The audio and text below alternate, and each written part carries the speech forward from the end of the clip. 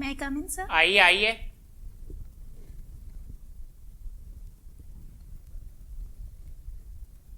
Good morning. Good morning sir. बैठिए बैठिए, आराम से आराम से आराम से आराम से। Thank you sir. प्रगति, हाँ सर। क्या प्रगति हो रही है इन दिनों में? सर अभी तो इंटरव्यू की ही प्रगति करनी चाह रही हूँ। अरे वेरी गुड, बहुत बढ़िया। आप तो प्रगति जयपुर से हैं? हाँ सर। जयपुर की स्थापना कब हुई थी? सर जयपुर की स्थापना सवाई जयसिंह द्वितीय ने की थी। हाँ, हाँ। ये 1727 में की थी।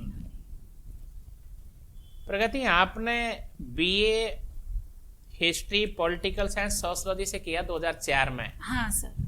और एमए आपने हिस्ट्री से किया 2006 में। हाँ सर। और इसके बाद आपने तो एमफिल भी किया है जैन स्टडीज पर। ये सर डिपार्टमेंट का नाम है जैन स्टडीज। वैसे हाँ। मेरी एमफिल का जो डिसर्टेशन है वो भी जैन धर्म पर ही है। तो भगवान ऋषभदेव को आदिनाथ क्यों कहते हैं?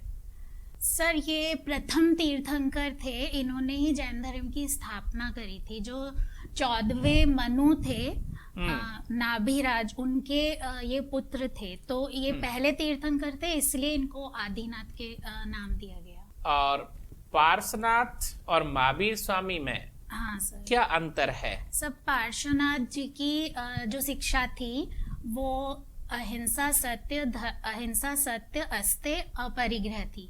महावीर स्वामी ने उसमें 5वां महाव्रत जोड़ा, ब्रह्मचर्य। हाँ, तो ये अंतर महावीर है। स्वामी को ज्ञान प्राप्त कहाँ हुआ था? इनको निरंजना ऋजुपालिका के नदी के कहाँ पर है हुआ था। नदी? सर ये मुझे पर्टिकुलर स्थान तो ध्यान नहीं है सर, बिहार में आता है। चलिए वेरी, बहुत बढ़िया बहुत बढ़िया। तो आपका पसंदीदा विषय बताइए, हिस्ट्री या पॉलिटिकल सोशियोलॉजी में से? सर मेरा पसंदीदा विषय एंशिएंट हिस्ट्री है सर। एंशिएंट हिस्ट्री है। हाँ सर।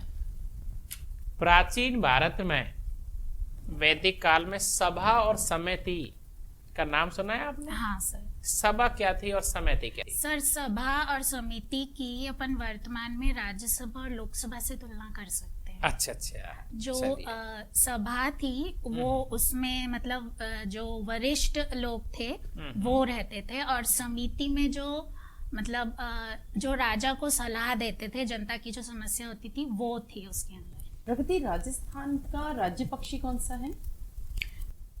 गौडावन। इनका जो प्रजनन संरक्षण केंद्र है हाँ वो जी। राजस्थान में कहाँ स्थापित है? मैम वो जैसलमेर में है। गीता में से कुछ पूछे आपसे? हाँ पूछ सकते हैं। चलिए महाभारत की बात करते हैं। क्या मानती हैं आप, द्रौपदी का महाभारत को करवाने में क्या रोल था? क्या रोल था उसका? उनकी द्रौपदी की वजह से महाभारत हुई? मैम इसमें मेरा मानना ये है कि वो सिर्फ एक निमित्त मात्र बनी है। महाभारत का जो युद्ध था, अगर स्टार्टिंग से ही महाभारत ग्रंथ को देखते हैं तो उसमें बीज तो द्रौपदी जी की शादी भी नहीं हुई थी, उससे पहले ही आ चुके थे, तो वो तो सिर्फ एक निमित्त मात्र बनी है। पर पुरुष प्रधान देश में ये माना जाता है कि अगर द्रौपदी अपने शब्दों पर संयम रखती और उस तरह के शब्द नहीं बोलती तो शायद यह महाभारत नहीं होती। आपका क्या मानना है? मैम एक तो ये बात ये भ्रांति है कि द्रौपदी जी ने वो शब्द बोले हैं।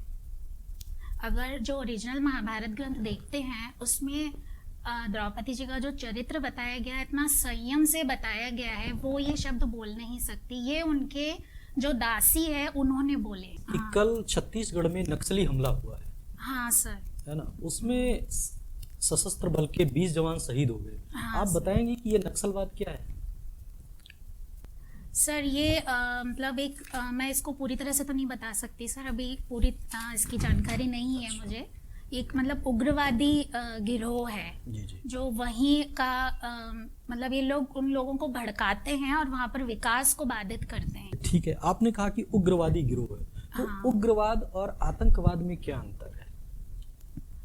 उग्रवाद जो है सर वो एक क्षेत्रीय सीमाओं से बंधा हुआ है, और आतंकवादी जो है सर वो वैश्विक स्तर पर है। अच्छा, तो आतंकवाद का जो सबसे बड़ा मतलब जहाँ से सबसे ज़्यादा आतंकवाद फैल रहा है वो हमारा पड़ोसी देश है। हाँ सर, ठीक है, पाकिस्तान लेकिन से। फिर भी हमारे संबंध उससे हमेशा बेहतर करने की कोशिश भारत की तरफ से होती रहती है। हाँ, क्या सर। आप इसे सही मानती हैं? सर, लड़ाई हल नहीं है समस्याओं का। अगर कोशिश होती है कि दोनों में आपसी वैमनस्यता दूर करके शांति हो सकती है तो वो कोशिश ज़्यादा अच्छी है।